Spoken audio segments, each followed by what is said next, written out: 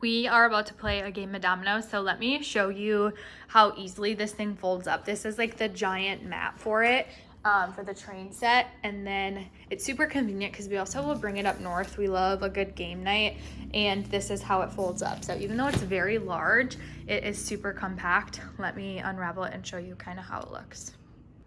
Okay, so this is what it looks like unrolled. Super simple. I literally just like tossed it and it unrolled by itself.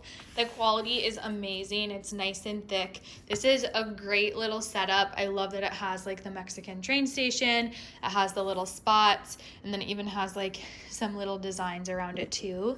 But the quality is amazing. I love that it just gives you a spot to play your Mexican trains, like just a designated area. It's also great if you're like trying not to play on a certain table surface and you're trying to be delicate with it. The mat is super nice because it's non-stick, because it has like this rubber skidding back on it, so the stuff stays in place and you don't have to worry about your Mexican train pieces like moving around. But love this thing. It is massive. This is my kitchen counter or kitchen island, and it takes up a big part of it. However, it fits on like our normal table as well. We just like to play up here.